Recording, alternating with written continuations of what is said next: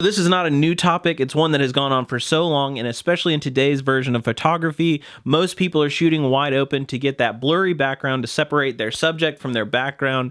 And I want to give you a better way, or another way, I guess, technically, to do it without having to shoot wide open. So let's run the intro and I'll give you an idea really quick.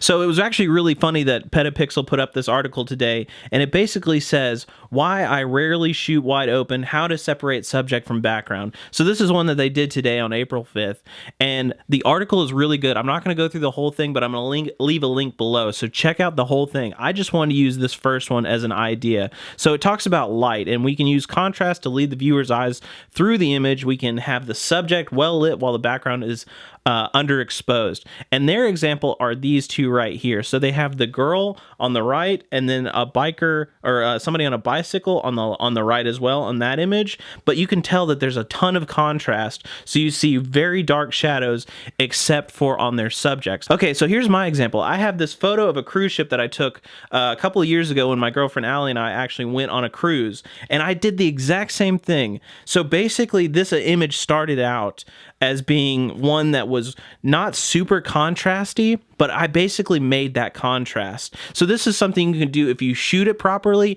You can enhance your subject and really get those dark shadows and get almost like a vignette around your subject, kind of like I have here, because we have essentially the cruise ship in the back is kind of like, you can see the sunlight, so it's kind of enhanced by the sunlight. Now the colors are obviously enhanced a little bit, but the point is still the point. You can't see anything in basically this area over here other than a little bit of shadow, and you can see kind of the tops of the trees and a couple of the bungalows or whatever. And what really I liked about this photo was the two shadows in the water of the dad and son playing in the water. But you can tell that off to the far left is extreme contrast with the darkness and the light, and then the same thing on the right. So being able to create that contrast, it doesn't have to be a vignette like a big circle kind of like this one is. It can be as hard shadows like straight lines like that other one.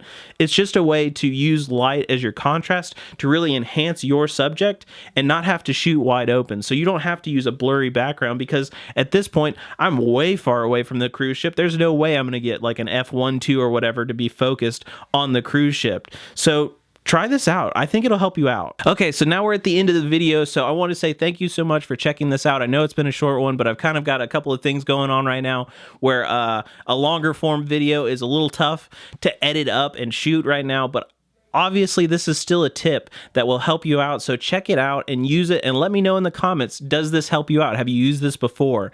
And if it does, and if you have, or if you like this kind of content, leave me a thumbs up right there. Let me know what you're thinking about. And if you also want to, you can also hit that subscribe for more future content when we get ready to kick out some new stuff. So thank you guys so much. I'm gonna hit you with a as per usual, and I will see you in the next one.